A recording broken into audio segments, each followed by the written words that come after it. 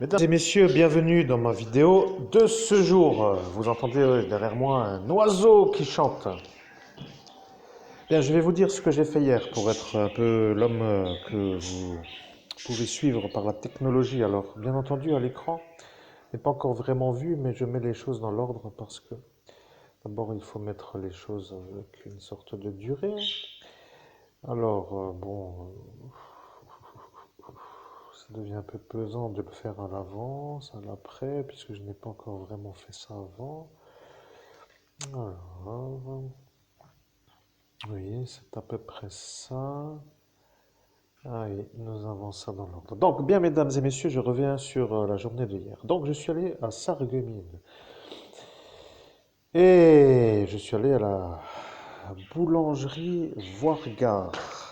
Bon, certains disent Voirga pour dire un peu dans le plan cul, mais à mon niveau, c'était surtout pour m'acheter deux croissants aux amandes. Donc j'ai mangé pour 2,50 € des croissants aux amandes. Après, je suis encore sur ma faim et je vais sur Monsieur Bert à la boulangerie et j'ai acheté un genre d'escargot qui était à la cannelle. Après, je suis allé à l'Intermarché et j'ai pris un café. Alors, j'ai pris un Strudel, ah oui. Oui, oui, pour 1,40 €, vous voyez. Et j'ai aussi pris dans le même lieu, ah oui, c'est ça, le paiement de mon expresso 1,70 €. Donc ça, SAS Meyer, Sarreguemines et Intermarché, ce sont donc, si vous voulez, les mêmes. Sauf que là, quand je regarde le ticket, hein, la boulangerie passe sur l'Intermarché et la chose qui s'appelle, eh bien, la chose qui s'appelle le consommable passe sous SAS. Donc, quoi qu'il en soit, après, je vais à Leclerc et je dépense encore le montant de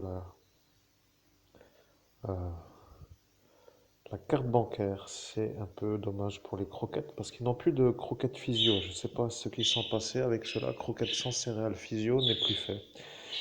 Et il n'y a plus la litière agglomérante. Alors, Leclerc est un peu en panne dans le centre-ville. J'ai juste acheté donc des croquettes inadaptées en raison de la contenance de céréales avec de la purée de tomates, du lait et du poisson pané. Bon, pour dire que ça tient un peu, pour dire que ça tient un peu. Maintenant, mesdames et messieurs, pour vous, chers auditeurs qui m'avaient suivi hier dans ma journée de Sarreguemines, vous avez dû voir certainement un homme avec un pendule qui se déplace dans la ville. Et bien entendu, pour moi, ce qui s'appelle la quête de l'origine du problème, voulant dire retrouver l'origine de mon problème qui s'appelle le diffamateur. Vous vous rappelez, il y a un genre de blond avec un genre de regard bleu, avec une genre de corpulence assez ronde, qui devient un peu celui que j'ai croisé hier et qui, deux fois dans la soirée de la journée plutôt de hier, m'a été un peu mis sur ma route dans ce circuit. Alors bien entendu, vous avez le circuit, vous avez juste à récupérer l'endroit, donc devant l'entrée, le carré Louvain, avec une madame et une petite fillette de 10 ou 11 ans, et je passe à côté de eux, qui eux sortent de ce carré Louvain, et la maman me dit, au moins lui respecte la loi. Après, je fais ma vie et je ne comprends pas pourquoi ceux-là se disent être en droit de me dire cela. Après tout, si elle dit ça à lui ou à elle, après tout, ça ne me concerne pas. Mais si elle dit ça à moi, ce sera donc l'occasion de me demander pourquoi. Donc je continue ma journée me disant que de toute façon, il n'y a que des fous dans ce village de Sarreguemines. Donc je continue, je fais ma route. Au final, je salue le psychiatre psychopathe qui veut me rendre fou parce que je ne suis pas fasciste et qui utilise ces malades psychiatriques pour me faire disjoncter, en sachant que de fait, depuis que j'ai la marque à ma tempe gauche, je ne peux plus porter plainte et que lui se met à être l'homme qui peut me faire les ennuis en me mettant sur ma route les malades psychiatriques que lui choisit pour me faire l'ennui parce que en étant non condamnables, eux, les malades psychiatriques, ils ne peuvent pas avoir le psychiatre psychopathe qui veut me rendre fou parce que je ne suis pas fasciste. Donc je continue ma journée. Et j'arrive à la sortie de Sarreguemines pour dire à peu près dans ce circuit, et je recroise de nouveau ce blond avec sa valise. Alors là, il avait l'air d'être un peu bateau, je ne sais pas comment dire, un peu l'homme qui s'est fait éjecter de quelque part. Donc je ne sais pas. Après, est-ce qu'il y a eu ce soir-là, en date du 17 et 18 mai 2017, donc devant le bar Troubadour Bar de Metz, un homme qui s'appelait un genre de Steve, qui est lui avec la grosse valise, qui est le patient psychiatrique au psychiatre Treibsch, parce que lui a décidé de me faire chier avec ses malades psychiatriques. Salutations encore une fois, si vous n'avez pas compris, parce que ça devient un peu pénible. Donc, bien entendu, personne ne comprend, mais c'est juste pour vous dire que ceux qui me voient avec cet instant-là sont sûrs que je ne suis pas sur des sites pédophiles, parce que tout cela ont une genre de motivation interne. Vous voyez, ils sont déclenchés sur la manière de me faire passer pour un pédophile, violeur d'enfants, et ils se sentent entre eux soudés. Alors je précise encore juste une chose, c'est que lorsque je suis allé à l'Intermarché, je suis retombé sur la madame, vous savez, la madame lesbienne, catégorisation lesbienne, physionomie assez corpulente, cheveux courts, qui a pris le relais après que j'ai acheté mon Strudzel à la boulangerie du Intermarché Sarreguemines, en sachant que c'est elle que Monsieur Pierre Lang a appelé lorsque depuis Metz il a appelé à elle Sarreguemines pour venir me faire un genre de diffamage plus intense. Donc vous voyez, moi je vois toujours les boules et les boulettes pour dire ce sont eux. Vous voyez, donc le problème avec ça, c'est qu'ils travaillent devant mes yeux. Ils mangent le salaire pour dire que eux se mettent encore à me chier dessus, pour dire que eux travaillent, pour dire que moi non, et après qu'ils se sentent élevés. Donc ça devient pénible parce que moi, mes millions que je dois avoir doivent quand même tomber d'un jour du ciel, non, mais de mon travail. Et eux me faisant l'obstacle au travail, ça devient incompréhensible que personne ne m'aide à comprendre comment faire pour me débarrasser de ceux qui me font le blocage de la réussite. Je reprends le souffle parce que ça fait quand même une phrase assez longue.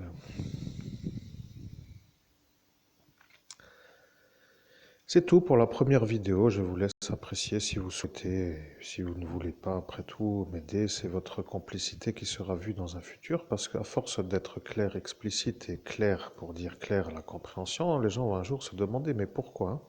Ceux qui savent ne font rien pour empêcher ceux qui font les ennuis de faire les ennuis. Alors ils vont se demander un peu un jour pourquoi ceux-là sont encore là. Et je rappelle quand même, bien entendu, que dans ce fait, la madame est apparue à Metz et que dans le début de la soirée, le policier fou de Forbach a téléphoné à ce Lucien en utilisant un téléphone qui n'est pas à lui pour lui dire que Christophe ascensionne et qu'il faut qu'il vienne avec tout ce qu'il peut pour dire tout ce qu'il trouve, pour dire que me faire le barrage était l'objectif de ce début de soirée. Donc voilà, vous voyez, maintenant ça devient un peu ça. Après, vous rajouterez le viol sur la voie publique avec l'interférage qui s'appelle de me faire porter moi l'accusation à la place de l'autre Christophe Albert qui a fait le viol. Et vous direz que si c'est un peu ça, ça vous fait voir vous comme ceux qui ont fait la complicité du meurtre qui était à cet instant contre moi pour dire moi, l'homme qui voulait non pas être tué, mais qui devait être tué pour eux, et qui de fait devenait un peu vu comme étant celui-là qui, à cet instant, les aurait fait passer eux pour les commanditaires du meurtre. Alors bon, de toute façon, quand je suis un super enquêteur, je n'ai plus trop besoin de trop expliquer, mais ça devient pénible pour mes vacances au Tyrol, vous voyez, je deviens un peu malade de la pauvreté et ça devient pénible de voir ces croûteux là qui n'arrêtent pas de me faire genre barrage, genre on est là, genre on est nous, et genre toi t'es pas au taf et on vole ton fric et personne ne t'aide et tout le monde rit et personne ne veut que ça s'arrête, comme cela tout le monde se partage le reste. Bon, de toute façon le psychiatre étant malade, il faut lui demander s'il est un peu capacité de faire une thérapie, mais bon, s'il veut, il veut. Sinon, non, sinon c'est le ministère. Et le ministère ne veut pas se faire avoir pour l'autophagie que cette gendarmerie a vue, qui eux ne veulent pas trop que je remette une caméra, parce que si je remets une caméra comme la loi l'autorise, c'est-à-dire qu'il faut une autorisation pour mettre une caméra fixée sur le mur extérieur. Dans ce cas-là, on peut commencer à discuter de pourquoi pas faire quelque chose, mais si la caméra est à l'intérieur, que veut-il qu'il fasse? Puisque de toute façon, je ferai comme ce Bota qui dira qu'elle ne filme pas, et comme cela, si eux viennent chez moi pour me faire l'ennui, je demanderai pourquoi à chaque fois que je passe devant cette rue, la petite LED s'allume pour dire que je suis vu comme étant un homme qui passe. Bon, de toute façon, ça n'a aucun intérêt, mais quand celui-là a diffamé moi pour dire que moi je serais pour lui le violeur d'enfants, il faut quand même que les gens comprennent que lui n'était même pas là à l'instant où est apparu le fait, et de faire ce qui s'appelle le témoignage a été un peu malheureusement l'occasion pour moi de mettre ce qui s'appelle un paramètre dans mon fonctionnement interne. Bon, de toute façon, ma vie de radiesthésiste est un peu celle-ci. Je dois aussi faire attention à l'espionnage parce que j'écris un livre, vous voyez, et dans ce fait, mes affaires disparaissent sans explication. Alors si le capitaine a encore voulu utiliser ce terroriste Guérinuse pour me faire disjoncter comme le veut le psychiatre, pour que lui, le capitaine, ne se fasse pas mettre en examen pour être le complice à ce Nordin, que vous connaissez comme étant lui. Après tout, vous pouvez dire, mais pourquoi serait-il le complice? Eh bien oui, mais vous voyez, quand on décide de ne pas arrêter un terroriste qui fait un effaçage de mémoire sur le prêtre exorciste et qu'on est vu comme étant celui-là, on n'a plus envie d'arrêter le terroriste, sinon on se fait avoir comme étant celui qui a voulu que celui-là fasse l'effaçage. Belle journée, je dois vous laisser, j'ai autre chose à faire. Mesdames et messieurs, je suis le meilleur médium au monde, sachez une chose. Si des gens qui veulent de moi peuvent se dire intéressés, eh bien je suis d'accord, mais à la condition d'être bien payé. Je ne travaille pas pour des sommes trop faibles. Je préfère remonter la lacune de 7 années de patinage, en clair 6 plus une année pour dire que pendant toute cette période, il n'y a eu aucun chiffre d'affaires avec la volonté qui a été la leur de me bugger à tous les niveaux, rappelez-vous. La ligne de bus, avec la compagnie Maudit, et je viens juste de me rappeler, oui, je viens juste de me rappeler que hier, à Sarreguemines, j'ai eu un magnifique spectacle sous mes yeux, vous voyez. Je vois passer des bus, et les bus sont marqués Fluo Grand Est. Bon, Fluo Grand Est, vous voyez, sur le bus. Alors, je sais que c'est moi qui ai trouvé le nom de la compagnie de transport Fluo Grand Est, et un peu plus après le bus se trouve le train, vous voyez. Et dans ce malheureux paramétrage, je vois donc que mon nom de la compagnie de transport qui s'appelle Fluo a été volé dans la sortie qui s'appelle la sortie d'ascension spirituelle qui est la mienne en date du 17 et 18 mai 2017 dans la ville de Metz, 57 000 France, pays des droits de l'homme, dans laquelle j'ai survécu à 48 effaçages de mémoire illégitimement faits sur mon cerveau, plus 4 désynchronisations avec un appareil de guerre, 18 cas de tension, une syncope, avec des accusations qui vont dans tous les sens, avec l'impossibilité pour moi de me calmer. Après, cela est donc un peu pour moi, mais vous voyez l'impossibilité de voir le monde parallèle avec cette manœuvre de ce monsieur Bacheux, que vous savez être celui qui a fait, je ne sais pas comment dire, obstruction à mon pas en plus pour que je voie le monde parallèle. Donc, ce que je voulais dire, c'est que tout est clair pour moi. Vous voyez, terrorisme égale vous, point. Je chapitre 01 binaire, moi non, vous oui, donc point, terminé. Et puis pour moi, ce sera ça. Je vois des genres d'apparitions qui se mettent toujours à mettre, comme pour dire qu'ils apparaissent, en attendant d'être ailleurs. Et bien entendu, je vois tous ces terroristes qui sont là pour m'empêcher de réussir, pour que eux se disent être capables d'éclater un évêque catholique, parce que les catholiques romains peut-être encore en ont intérêt là-dedans à ne pas vouloir m'aider, mais après leur luciférage avec celui-là de Merlebach, on se demanderait aussi pourquoi ce Jorg devrait m'aider, puisqu'à cet instant, devant ce Hattar, il a décidé de me faire barrage parce que je n'allais pas venir dans son église luciférienne. Point. Si vous avez des questions sur le contenu du message, si vous ne comprenez pas un message clair qui apparaît, bien entendu, après 7 années, 6 ans et demi pour arriver, eh bien, il faudra vous demander que se serait-il passé si sur l'effaceur de mémoire qui est sous scellé juridique avait été mis le datage en temporage qui s'appelle en temporel le jour au lieu de l'année. Vous voyez, ils ont mis année, ils ont mis 6 et ils ont mis année. C'est un genre d'appareil qui permet de récupérer la mémoire pour ceux qui peuvent encore, parce qu'après, il y en a qui ne peuvent plus du tout. Et bien entendu, vous voyez, on peut décider à partir de quand l'homme est en capacité d'avoir des flashs de résurgence d'un souvenir effacé, comme par exemple un jour, par exemple un jour, ou bien un mois, ou bien une semaine, ou bien une année. Donc eux ont mis pour moi 6 années. Donc je précise quand même que sans mon travail quotidien, je n'aurais jamais réussi à retrouver le fil conducteur. Ce que je veux dire, c'est que moi, l'évêque exorciste, je me bats contre le démon. Malheureusement, celui-là a la protection de l'État français parce que eux, depuis Paris, veulent les Lorrains en dessous. Donc ça les arrange et moi, je subis un peu trop. Donc je précise juste que si vous n'avez pas compris que le démon existe dans le sens biblique et que celui-là se trouve un peu dans le même village que où je suis en cet instant et que lui devient le problème parce que ce Pierre Alt de Sarreguemines a vu la chose, eh bien, vous pourrez à cet instant vous demander pourquoi le commissariat de Forbach est encore en train de se demander pourquoi je ne réussis pas. Ils le savent, vous voyez, il a rendu fou tous ses effectifs. Donc de toute façon, vous savez que maintenant mon problème pour réussir s'appelle comment ne pas me faire espionner, alors que le capitaine a vu que la stratégie d'avoir des clés en doublage pour faire que certains peuvent venir en mon absence m'espionner est une condition à la non-réussite qui arrange tous ceux autour de lui à cet instant. Après, il y a toujours et toujours et toujours et toujours encore des questions pourquoi et comment, etc.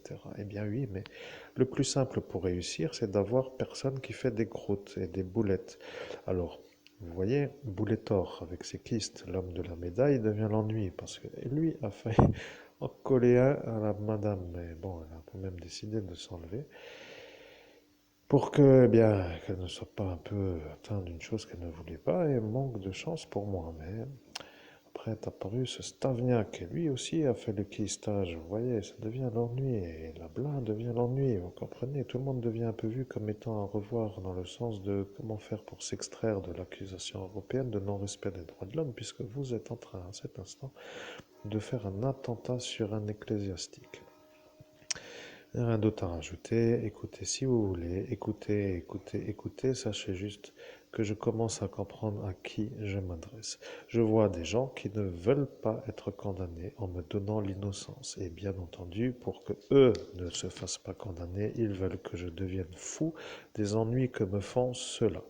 Voilà, c'est comme cela que je vois la chose, la synthétisation de mon ennui et donc la complicité du harcèlement. Et pour que l'objectif de disjonctage soit en possibilité, eh bien, ils ont une stratégie à eux qui s'appelle d'utiliser les débiles mentaux, malades psychiatriques pour me faire disjoncter de la manière où eux, en me faisant des ennuis, ne se font pas avoir, pour que le psychiatre ne se fasse pas avoir, qu'il, lui, ne veut pas être eu pour que le ministère ne se fasse pas avoir. Et ça arrange cet genre de sûreté qui devient à cet instant conscient que, eh bien, parfois, oui, il n'y a rien d'autre à rajouter. Ils se mettront même la phrase qu'il faut parce que je remets la caméra pour identifier la terroriste et le terroriste qui m'ont effacé la mémoire et je la remets à l'intérieur, comme la loi m'autorise. Et je filme pas.